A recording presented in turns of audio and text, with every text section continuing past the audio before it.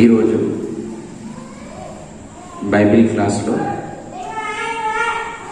మనం తెలుసుకునే అంశం ఏమిటి అంటే, దేవుడు పరలోకమందున్నటువంటి తండ్రి ఆదాముని అవ్వను సృష్టించాడా అంటే తయారు చేసిండా, నిర్మాణం చేసిండా, లేకపోతే వారికి జన్మనిచ్చిండా, కన్నాడా?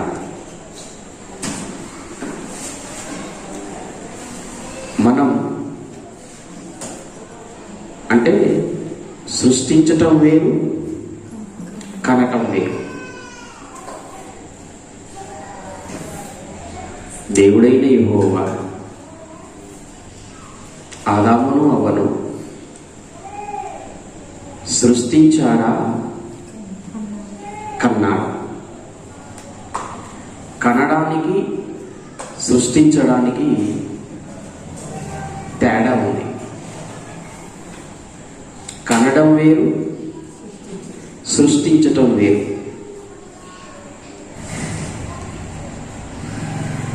ఈ అంశం మీద బైబిల్ని మనం ధ్యానం చేస్తూ ఉన్నప్పుడు కొన్ని విషయాలను మనం కొన్ని వచనాలను బైబిల్ గ్రంథంలో మనం ఆలోచన చేద్దాం. ఆదికాండము 1వ అధ్యాయము 26వ వచనాన్ని చదువుకున్నాం. దేవుడు మన స్వరూపమందు మన పోలిక చొప్పున నరులను చేయుదము. Please note this point. నరులను చేయుదము. వారు సముద్రపు చేపలను, ఆకాశ పక్షులను, పశువులను, సమస్త భూమిని, భూమి మీద ప్రాకు ప్రతి జంతువును ఏలుదురు గాకనియు పలికెను. 27వ వచనం. దేవుడు తన స్వరూపమందు నరుణ్ణి పాయింట్ నోట్ దిస్ పాయింట్ సృజించెను. 26వ వచనములో నరులను చేయుదము.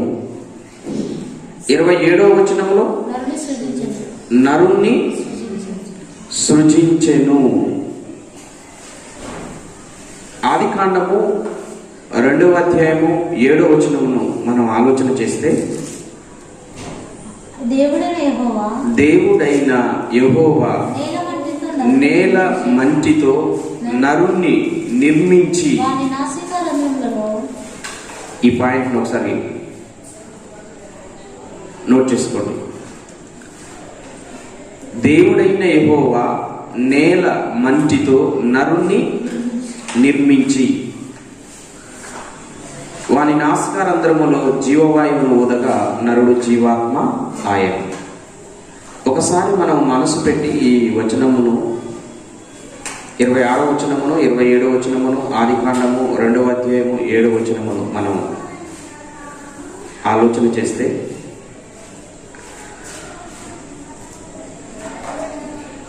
26వ వచనములో నరులను చేయుదము, 27వ వచనములో నరుణ్ణి సృజించెను. దేవుని స్వరూపమందు వాణ్ణి సృజించెను. స్త్రీనిగా పురుషునిగా వారిని సృజించెను. నరులను చేయుదము, సృజించెను, నిర్మించెను. సో ఈ వర్డ్స్ ని మనం చదివినప్పుడు దేవుడు జన్మనివ్వటం, కనటం అన్న పదాలు వేరు, సృష్టించటం, నిర్మించటం, తయారు చేయటం అన్న పదాలు వేరు. అర్థమైందా? కనటం వేరు, జన్మనివ్వటం వేరు, సృష్టించటం క్రియేట్ చేయటం, క్రియేటివిటీ, క్రియేట్ చేయటం. మేడ్, చేసెను అంటే నిర్మించను, డిజైన్, నిర్మాణము. నిర్మాణము చేయటం వేరు, నిర్మించటం వేరు, కనటం వేరు. ఈ వచనాలను మనం ఆలోచన చేస్తున్నప్పుడు చేద్దాము, మనం నరులను తయారు చేద్దాము అంటే నరులను తయారు చేసిందా, కన్నాడా? సృజించుదాం, సృజించెను, నిర్మించెను అంటే ఎందుకు ఈ ఆలోచన వస్తున్నది అంటే,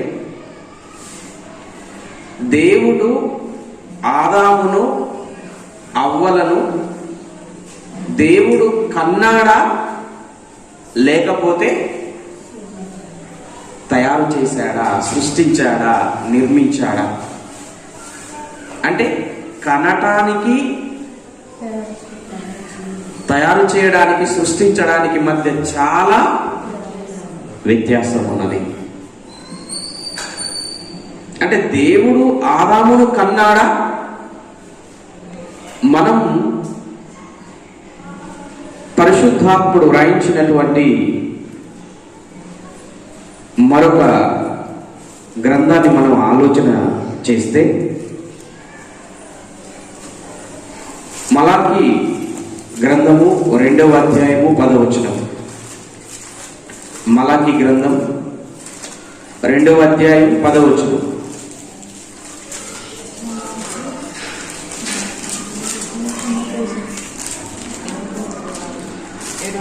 మన అందరికీ తండ్రి ఒక్కడే కాడా?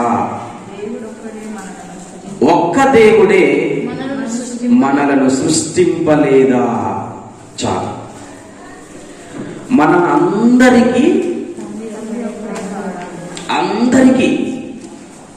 ఎఫెసీ పత్రికలో కూడా విశ్వాసం ఒక్కటే, ప్రభు ఒక్కడే అని చెప్పుకుంటా, సంఘం ఒక్కటే అని చెప్పుకుంటా వచ్చి అందరికీ తండ్రి అయినటువంటి దేవుడు ఒక్కడే. ఇక్కడ కూడా ఏం చెప్పబడిందంటే, మనందరికీ తండ్రి అందరికీ. అంటే తండ్రి అంటే అర్థమేంది?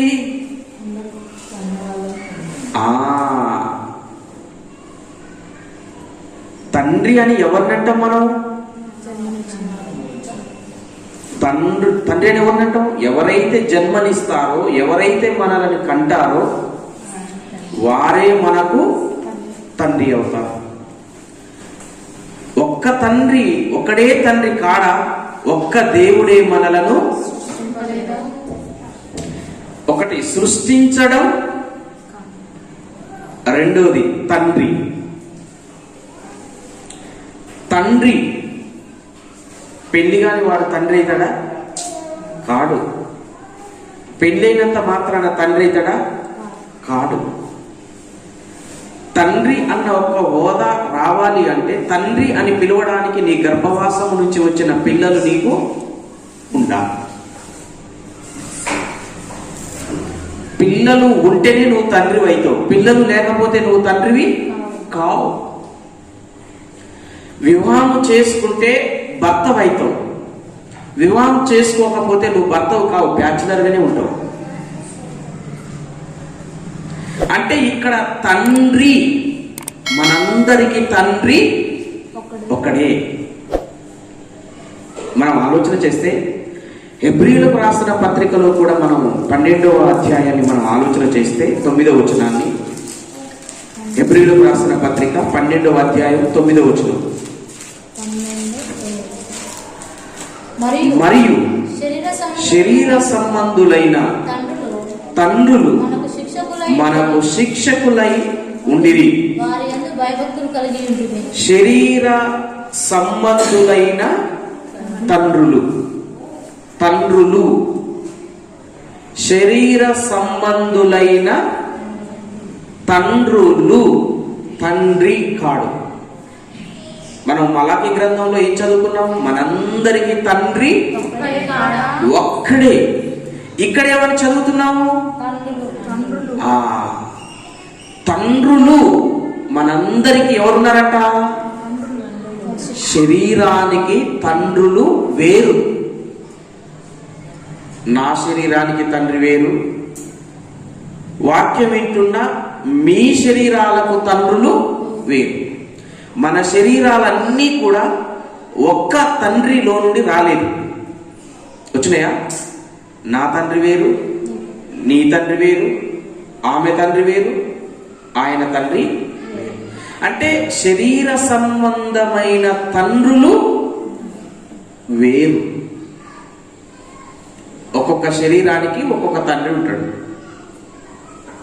కానీ కిందికి వచ్చే వరకు ఒక మాట అన్నాడు, ఆత్మలకు తండ్రి అయిన వానికి. వానికి అన్నాడా? వారికి అన్నాడా? ఆత్మలకు తండ్రి ఒక్కడే. శరీరాలకు తండ్రులు చాలా మంది ఉన్నారు. అంటే కంటే తండ్రి అవుతాడా, కనకుంటే తండ్రి అవుతాడా? నేనున్నాను, దారిన పోయే ఏ ఒక్కరినైనా ఈయన నా తండ్రి, ఈయన నా తండ్రి అని నేను చెప్పుకుంటానా? చెప్పుకుంటున్నా? చెప్పుకోను. ఆదాము శరీరానికి తండ్రి ఎవరు? నా శరీరానికి నా తండ్రి, నన్ను కన్న తండ్రి వెంకటేశ్వర. మీ శరీరానికి మీ తండ్రి వేరు. మరి ఆదాము శరీరానికి తండ్రి ఎవరు? ఆత్మలకు. అంటే మన శరీరములో మనకు ఇద్దరు తండ్రులు ఉన్నారు. ఇక్కడ ఏమని చెప్పబడింది? శరీరమైన తండ్రికి భయభక్తులు కలిగి ఉన్నాము, ఆత్మల తండ్రికి మరి ఎక్కువ. అంటే ఇద్దరు తండ్రులు ఉన్నారు. అంటే శరీరానికి ఒక తండ్రి, ఆత్మకు ఒక తండ్రి. శరీరాన్ని కన్నది ఒక తండ్రి, ఆత్మను కన్నది ఒక తండ్రి. మరి ఆదామును ఆత్మకు తండ్రి ఎవరు, శరీరానికి తండ్రి ఎవరు?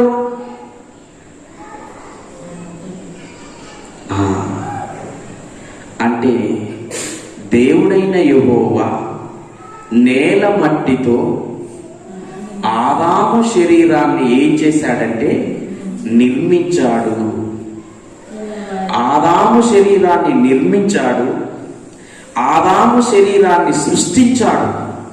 అంటే నేల మట్టి, ఉన్న మట్టితోనే నేల మట్టిని తీసుకొని ఆ నేల మట్టితో ఎవరిని చేశారంటే మానవ దేహాన్ని చేశాడు. మానవ దేహాన్ని నిర్మించాడు.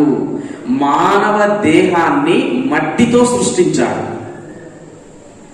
మరి కన్నది ఎవరిని? ఆత్మను కన్నాడు. వాని నాసికారంధ్రముల గుండా ఏమి పంపించాడట?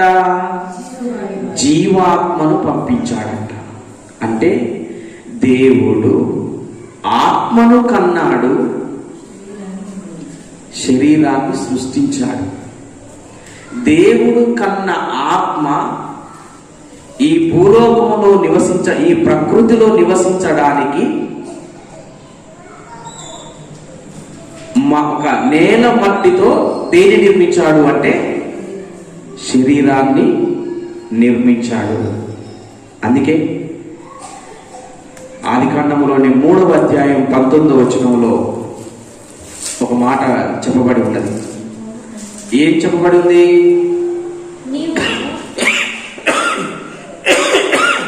ఏంటిది? నీవు ఆదికాండము 3వ అధ్యాయం 19వ వచనం, నీవు నేలకు తిరిగి చేరు వరకు. నీవు అంటే నేలకు తిరిగి చేరు వరకు. అంటే నేల మట్టిలోనికి తిరిగి ఏది చేరుతుంది? నేలకు తిరిగి చేరు వరకు నీ ముఖపు చెమట కార్చి ఆహారము తిందు. ఏలయనగా నేల నుండి నీవు తీయబడితివి. నేల నుండి తీయబడింది ఏంటిది?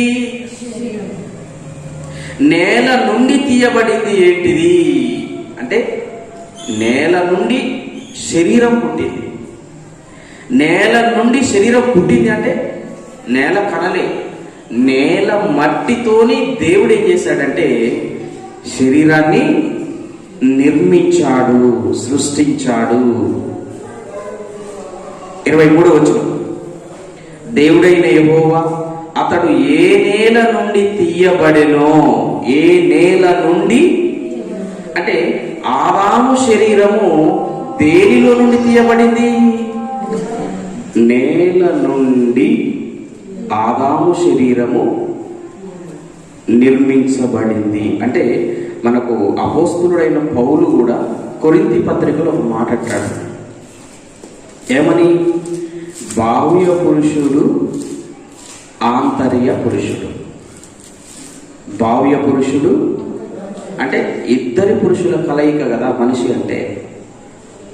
బాహ్య పురుషునికి తండ్రి, బాహ్యమైన తండ్రి. ఆంతర్య పురుషునికి తండ్రి దేవుడు. కాబట్టి కొరింథీయులకు రాసిన పత్రికలో పౌలు ఒక మంచి మాట అంటుంటాడు. మొదటి పత్రిక తీసారా? 15వ అధ్యాయం, 14వ అధ్యాయం తీసారా? రైట్. కొరింథీయులకు రాసిన మొదటి పత్రిక 15వ అధ్యాయము 45వ వచనం. ఇందు విషయమై ఆదామను మొదటి మనుష్యుడు, జీవించు ప్రాణి ఆయనని వ్రాయబడి ఉన్నది. కడపటి ఆదాము జీవింపజేయు ఆత్మ ఆయన. ఆత్మ సంబంధమైనది మొదట కలిగినది కాదు, అంటే ఆత్మ దేవునిలో నుండి మొదటిగా రాలేదు. ప్రకృతి సంబంధమైనటువంటి శరీరం మొదట నిర్మించబడింది, ఆ తర్వాతకి నాస్కారంధ్రముల గుండా ఆత్మ అందులో ప్రవేశించిందని అర్థం. ఇది రెండు విధాలుగా చెప్తారు. మొదటి ఆదాం అంటే ఆదామని, రెండో ఆదాం అంటే యేసుక్రీస్తు అని చెప్తూ ఉంటారు. ఇంకొకటి ఏంటంటే మొదటి ఆదాం అంటే మానవ దేహం అని, రెండవ ఆదాం అంటే ఆత్మ నాస్కారంధ్రముల గుండా ప్రవేశించిందని చెప్తూ ఉంటారన్నమాట. సరే, ఇక్కడ మనం ఆలోచన చేస్తే 47 వచనం, మొదటి మనుష్యుడు భూ సంబంధి అయి మట్టి నుండి అది. అంటే ఆదాము శరీరము ఎక్కడి నుండి పుట్టింది? దేవుడు నేల మట్టితో బాహ్య పురుషుణ్ణి, ఆదాము యొక్క బాహ్య పురుషుణ్ణి, ఆదాము యొక్క దేహాన్ని నిర్మించాడు, సృష్టించాడు, తయారు చేశాడు. మట్టితో దేహాన్ని తయారు చేశాడు. మొదటి మనుషుడు అంటే బాహ్య పురుషుడు. రెండోది రెండవ మనుష్యుడు అంటే అంతరంగ పురుషుడు, పరలోకములో నుండి వచ్చినవాడు, అంటే దేవునిలో నుండి వచ్చినవాడు. అందుకే అపోస్తల కార్యం 17వ అధ్యాయంలో గ్రంథకర్త, పరిశుద్ధాత్ముడు గ్రంథకర్త ద్వారా వ్రాయించుతూ ఉన్నాడు. అపోస్తల కార్యం 17వ అధ్యాయంలో చూడండి. అపోస్తల కార్యము 17వ అధ్యాయము 29వ వచనం. కాబట్టి మనము దేవుని, అది మనం ఎవరి సంతానం? దేవుని సంతానం. అంటే దేవుని సంతానం అంటే దేవుని సంతానం ఎట్లయితాం? ఇప్పుడు నన్ను అడుగుతారు, నీ సంతానం ఎంత అంటే నేను చెప్తాను, ఒక కూతురు, 2 కుమారులు అని చెప్తాను. మిమ్మల్ని అడిగితే మీరేం చెప్తారు? 2 కుమారులు అని మీరు చెప్తారు. అంటే సంతానము అంటే శరీరపరమైనటువంటి సంతానం. మనం అంటే మన శరీరాలలో నుండి పుట్టినటువంటి వాళ్ళు మన సంతానం. మరి మనం దేవుని సంతానం అంట. దేవుని సంతానం అని ఎలా అంటే, ఆత్మలో ఉన్నటువంటి దేవుడు వేటిని కన్నాడు అంటే ఆత్మలను కన్నాడు గనక ఆత్మలు దేవుని సంతానము, శరీరాలు శరీర తండ్రుల సంతానం. అంటే ఇప్పుడు మనం ఆలోచన చేయవలసింది ఏంటంటే, ఆదికాండములో 26వ మొదటి అధ్యాయం 26వ వచనం, 27వ వచనం, 2వ అధ్యాయం 7వ వచనం, మనము నరులను చేయుదము, నరులను సృష్టించెను నరుని నిర్మిద్దాం. అంటే దేవుడు చేద్దామన్నది, సృష్టించుదామన్నది, నిర్మిద్దామన్నది మానవ దేహాన్ని మాత్రమే, ఆదాము దేహాన్ని మాత్రమే. దేవుడు కన్నది, దేవుడు జన్మనిచ్చింది ఏంటంటే ఆ మానవ దేహాన్ని నిర్మించిన తర్వాతికి, మట్టిలో నుండి మట్టితో సృష్టించిన తర్వాతికి నాసికారంధ్రముల గుండా దేవుడు దేని పంపాడు? ఆత్మను పంపాడు. ఈ ఆత్మ ఎందులో నుండి వచ్చింది? దేవునిలో నుండి వచ్చింది. అంటే ఆత్మ, పరమాత్ముడు ఆదాములో నీకు వచ్చిన జీవాత్మకి ఏమిచ్చాడంటే జన్మనిచ్చాడు, ఆత్మను కన్నాడు. ఆత్మాస్వరూపి అయినటువంటి దేవుడు ఆత్మను కన్నాడు. సృష్టించింది, తయారు చేసింది, నిర్మించింది ఏంటంటే శరీరాన్ని. దేవుడు ఆత్మను సృష్టించలే, దేవుడు ఆత్మను నిర్మించలే, దేవుడు ఆత్మను తయారు చేయలేదు. దేవుడే మనలను తనలో నుండి కన్నాడు. మనము దేవునిలో స్వాస్థ్యము, దేవునిలో సగభాగము. అందుకే మనం ద్వితీయోపదేశ కాండంలో 32వ అధ్యాయంలో 19వ వచనంలో ఒక మాట ఉంటుంది. అక్కడ నిన్ను పుట్టించిన దేవునిని నీవు విసర్జించితివి, నిన్ను కనిన నీ దేవుణ్ణి మరచితివి. నిన్ను కనిన దేవుణ్ణి నువ్వు మరచితివి. అంటే కన్నది దేవుడు. ఏం కన్నాడు? నిన్ను కన్నాడా? మీ అమ్మ కన్నదా? దేవుడు కన్నాడా? మీ అమ్మ నీ శరీరాన్ని కన్నది. పరలోకమందున్న తండ్రి నీ శరీరంలో ఉన్న ఆత్మను కన్నాడు. ఈ యొక్క బైబిల్ క్లాస్లో మనం నేర్చుకున్న అంశం ఏమిటంటే, దేవుడు ఆదాము అవ్వల శరీరాన్ని నిర్మించాడు, తయారు చేశాడు. శరీరాన్ని దేవుడు కనలేదు, దేవుడు సృష్టించాడు శరీరాన్ని. ఆ శరీరంలో ఉన్న ఆత్మను కన్నాడు. భూమి మీద ఎన్నో జీవరాశులు, పక్షులు, జంతువులు, మృగాలు ఎన్నో ఉన్నాయి. దేవుడు వాటిని నేలమట్టిలో నుండి పుట్టించాడు. ఆజ్ఞ ఇస్తే అవన్నీ పుట్టినాయి. వాటిని దేవుడు నేలమట్టి తీసుకొని పులిని, సింహాన్ని, ఏనుగుని తయారు చేయలేదు. దేవుడు తన హస్తాలతో తయారు చేసింది, నిర్మించింది, సృష్టించింది. ఒక నిర్మాణం రూపాన్ని చేసింది ఎవరికి అంటే మానవునికి మాత్రమే. ఆదాము దేహాన్ని మాత్రమే దేవుడు స్వయముగా నిర్మించాడు. మిగతా జీవరాశులు, పక్షులు, సకల సహచర ప్రాణకోటిల ప్రాణము కలిగిన ప్రతి జీవరాశిని కూడా దేవుడు ఆజ్ఞ ఇవ్వగా అవన్నీ పుట్టినవి, కలిగినవి, నేలమట్టిలో నుండి కలిగినవి. అంటే దేవుడు నిర్మించారు స్త్రీనిగా, పురుషునిగా. గుర్తుపెట్టుకోవాలి, ఇక్కడ ఒక నోటీస్ పాయింట్. స్త్రీనిగా, పురుషునిగా ఏం చేశాడు? సృష్టించాడు. అంటే స్త్రీ పురుష భేదం దేనికి? స్త్రీ పురుష భేదాన్ని దేవుడు శరీరానికి పెట్టిండు. కానీ దేవుడు తయారు చేసేటప్పుడు, డిజైన్ చేసేటప్పుడు, రూపించేటప్పుడు శరీరాలకు భేదాన్ని, శరీర భేదాన్ని, లింగ భేదాన్ని తయారు చేసి సృష్టించాడు.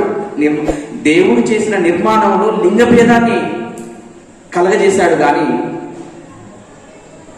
దేవుడు కన్నా ఆత్మకి లింగ భేదం లేదు. ఆత్మకు లింగ భేదం లేదు. శరీరానికి మాత్రమే లింగ భేదాన్ని దేవుడు సృష్టించేటప్పుడు స్త్రీనిగా, పురుషునిగా ఏం చేశాడు? సృష్టించాడు. కాబట్టి ఈనాటి బైబిల్ క్లాస్లో దేవుడు ఆదామును కన్నాడా, సృష్టించాడా అంటే ఆత్మను కన్నాడు, శరీరాన్ని నేలమట్టితో సృష్టించాడు. Thank you.